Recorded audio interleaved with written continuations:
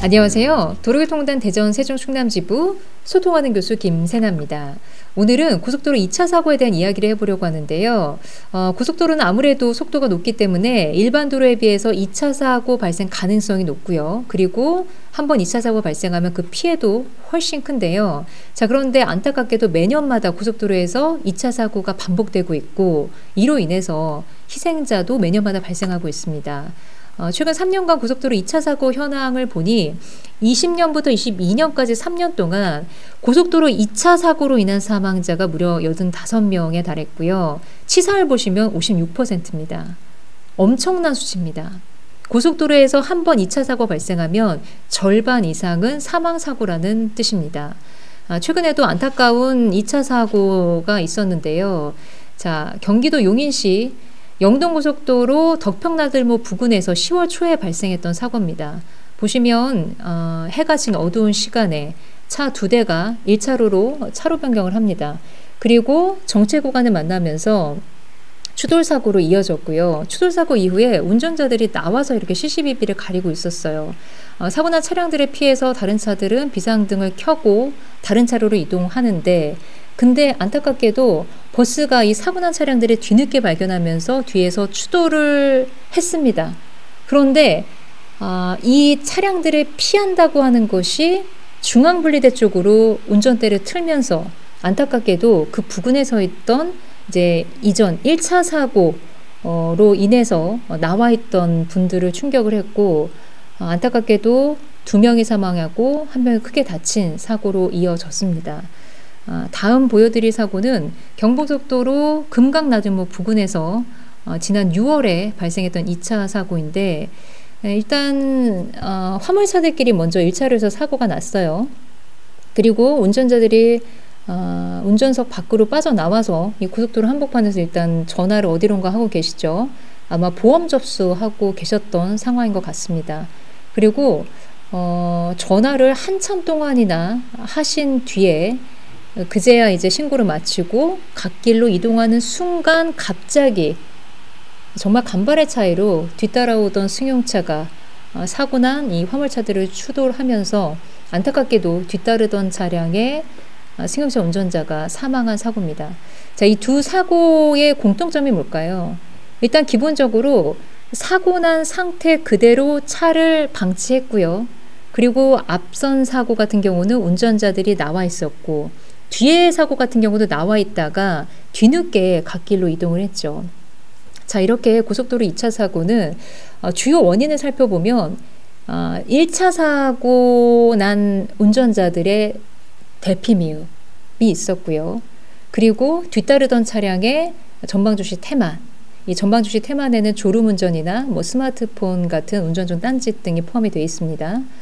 더더욱이 고속도로 같은 경우는 속도가 높기 때문에 자 1초에 보통 시속 100km 구간에서 100km로 주행한다고 치면 한 28m로 이동합니다.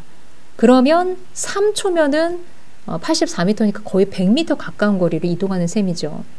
잠깐 졸았거나 잠깐 딴짓하는 사이에 정말 그 빠른 속도로 100m 가까이를 움직이는 겁니다. 3초 만에. 그러다 보니 이런 전방 주시 태만과 함께 또 고속도로에서 과속하는 운전자들 많이 있죠. 과속이 결합하면서 뒤늦게 앞선 차량들을 발견하고 이 움직이는 물리적인 에너지 속도 때문에 멈추지 못하고 2차 추돌사고로 이어지는 경우가 많다는 거죠. 자, 그래서 선생님들 2차 사고를 예방하기 위해서 고속도로에서 사고 났을 때 그 대처 요령을 평소에 잘 숙지하고 계시는 게 중요합니다. 근데 저희 교육생들에게 물어봐도 고속도로에서 사고 나면 어떻게 처리해야 될까요? 물어보면은 대부분 잘 대답을 못 하세요. 자, 일단 정리를 해보겠습니다. 고속도로는 선생님들 일단 사고 나면은 피해가 커지기 때문에 시시비비를 가리는 것보다 더 중요한 것이 바로 안전한 곳으로 대피하는 겁니다. 그래서 일단 고속도로에서 사고가 나면 또는 차가 고장으로 해서 멈춰 섰다면 바로 비상등을 켜시고요. 그리고 사고 났을 때 차량을 이동시킬 수 있는 상황이라면 갓길로 이동시키셔야 됩니다. CCTV는 요즘에 다 블랙박스 없는 차량들 없죠. 그리고 고속도로에 요즘 CCTV도 잘 돼 있습니다. 그렇기 때문에 CCTV나 가피 여부는 다 조사는 CCTV나 블랙박스로 할 수 있기 때문에 일단 갓길로 차를 옮기시고요. 그리고 시인성을 높이기 위해서 트렁크 개방하시고 사람은 차에 타 계시면 안 돼요. 갓길이라 할지라도 밖에 나와 계시면 안 돼요. 안전하게 가드레일 밖으로 대피하시고 그 이후에 신고하시면 됩니다. 자, 그리고 평소에 이런 교통안전용품들 구비하고 계시면 좋은데요. 뭐 LED 경광등도 있고, 저도 하나 갖고 있는데 LED 경광등, 그리고 LED 안전 삼각대, 뭐 불꽃 신호탄 같은 경우는 그 시인성이 가장 높은 거라고 해요. 이 중에서 한 1-2km 뒤쪽에서도 볼 수 있기 때문에 불꽃 신호탄도 괜찮고, 그리고 야광조끼. 근데 이 중에서 가장 간단하게 이용할 수 있는 것은 요 LED 경광등 이렇게 불 반짝반짝 들어오고요.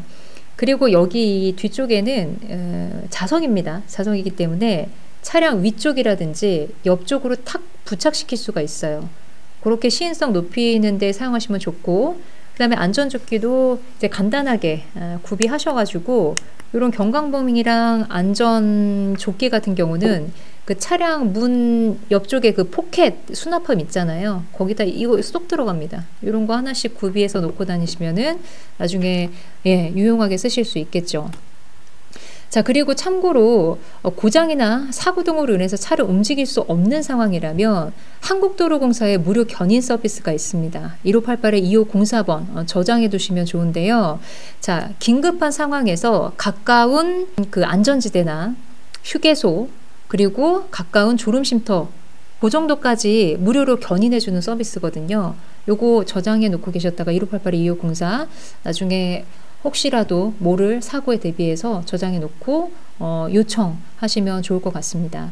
자, 오늘 고속도로 2차 사고에 대해서 알아봤는데요. 선생님들 2차 사고 예방을 위한 고속도로 사고 시 대처 방법들 평소에 잘 숙지하고 계셨다가 정말 앉아 계시거나 서 계시지 말고 차량 갓길로 안전하게 이동하신 뒤에 가드레일 밖으로 대피하시는 거, 이거 꼭 기억하셨다가 실천하시길 부탁드리겠습니다. 자, 오늘 도로교통법은 여기까지 하겠습니다. 감사합니다.